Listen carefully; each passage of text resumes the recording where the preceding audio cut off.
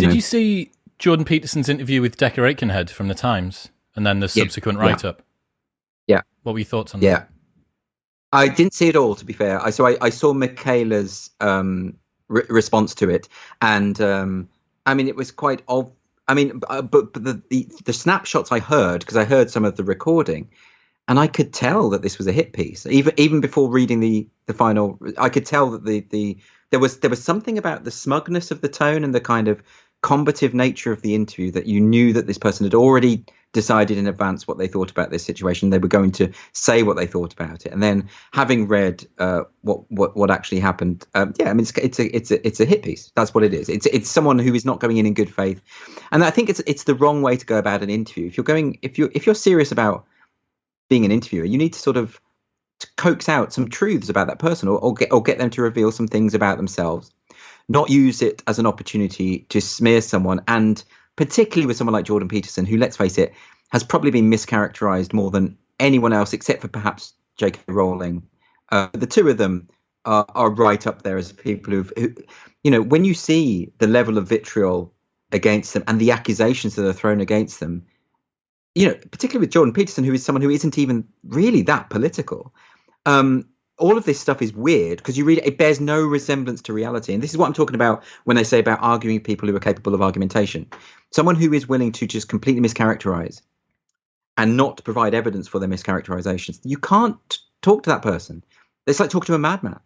There's no point in debating someone who's literally in living in their own reverie, their own vision of what they would like the world to be. And that's unfortunately where you are with someone like that. I've been in discussions with people online about J.K. Rowling, talking about all the transphobic things she said. And whenever I've said, can you quote me something transphobic she said, they never can. Well, I mean, and the fact that they never can. Look at Jordan Peterson. Same thing.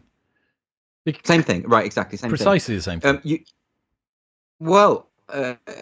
In a sense, it's worse because you have most of his old lectures are online, so you have a verifiable record of a man whose opposition to tyranny in all its forms, including Nazism, could not be better documented.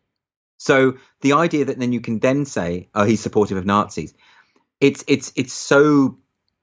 not even something you can debate because it is just so fundamentally the opposite of the truth. There's no point in getting involved in that, So it is infuriating, but that's the point which you have to say, no, right, I'm stepping back from this conversation. This isn't someone. The problem is that so many of these people who are living in this hallucination of a society, of a world, are pretty prominent commentators and interviewers for various major newspapers. So it's frustrating because you have to. I suppose what I'm saying in short is the adults just need to start talking to each other and let the kids, have their little tantrums and let them get on with it. But the adults need to talk to each other. I mean, you think with someone like Decca Aitkenhead, who's like lead interview reporter or whatever for the Times, you think that she would have been one of the adults. I don't know much. To be fair, I don't know much about her, but I think I'm perfectly prepared to concede, because of my lack of knowledge of her work, that she is actually a very sensible, intelligent journalist. And on this occasion, she allowed her passion to overwhelm her reason. I mean, that is a conflict that lives in the heart of all of us. And we're all likely to fall prey to it if we have a particular bugbear about something, or if we have, I mean, all of us at any given time have false perceptions of the world. The key is never to lose sight of your objectivity. And I think, but it is undoubtedly the case that in that particular interview, she didn't behave in a professional way and let herself down, and the result was a poor piece of journalism. Well, I mean, is the interesting thing there, talking about freedom of speech, not that she is permitted to write that swath of unrepresentative, maligned, very preconceived ideas about a man who 15 minutes into the interview has to take a break to go and cry. 15 minutes in, breaks down, talking about how other people have been positively affected by his work.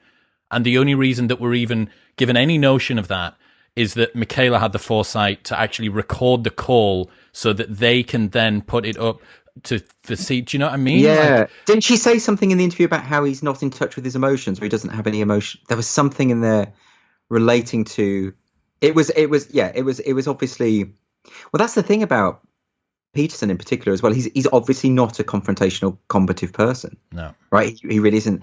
And this view of him as someone who's in it for the fight and sort of gets off on the fight is palpably not true. Yeah, and everyone I mean, I know who knows it's not true. Look at what he's saying during the very, very first set. He breaks the fourth wall. He obviously thinks, at least stepping in, that this Decca lady is on side in one form or another. And I'm going to guess that having been through the sort of hell of all of the rehab and the trips around the world and all that stuff that he's had to do, they'll have filtered this very, very, very carefully to think, right, are we going to be okay? Is this the sort of thing that Dad's up to? It's obviously going to be worthwhile. It's the Times. It's reputable. It's blah, blah, blah. He's got the new book coming out.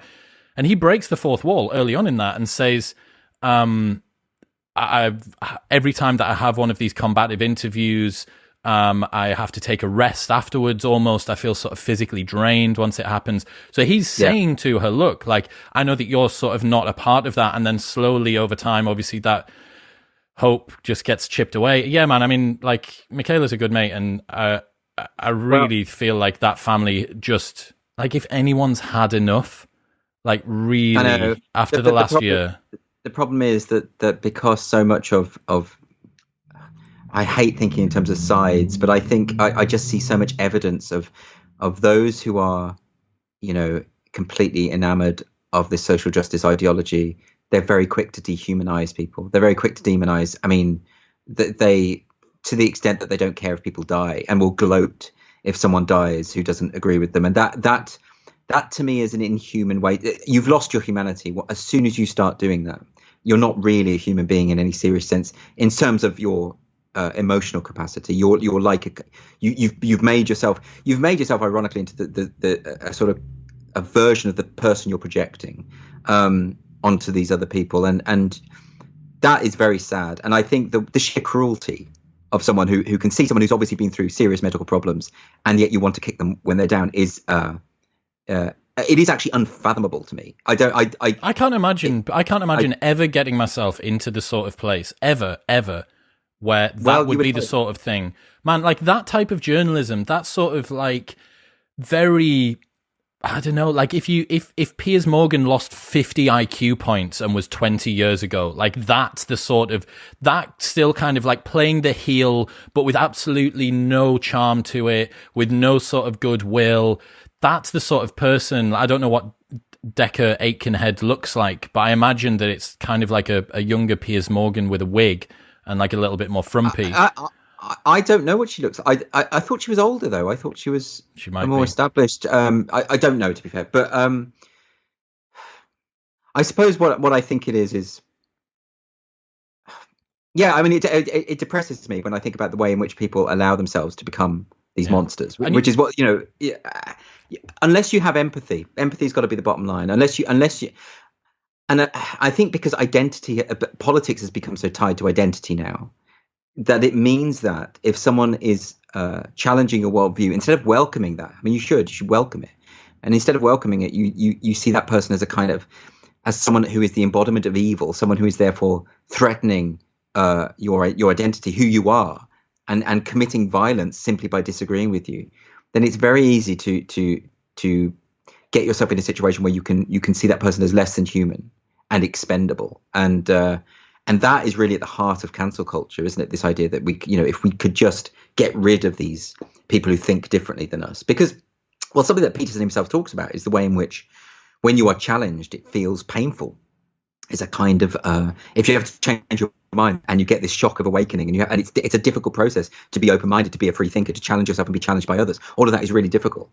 But rather than accept that actually this is a positive form of growth, that kind of, those mini form of destructions are a positive thing for yourself as an individual, is to get rid of and eliminate any possibility that it could happen. It's tied up with the whole idea of the safe space culture, the idea of not being challenged and not being exposed to ideas that might make you uncomfortable. What they mean by uncomfortable is challenge you, make you a better person, make you a more interesting and well-rounded person. We have to, in a sense, start from scratch. All of this stuff has to, it means the universities, the schools, everything's got to basically start from scratch again. Because at the moment we are in this wilderness of tigers where where there's no sensible discussions going on. Everyone's out to hurt each other. No one's wanting to listen. They're just having their own individual scraps with imaginary enemies. It can't go on forever.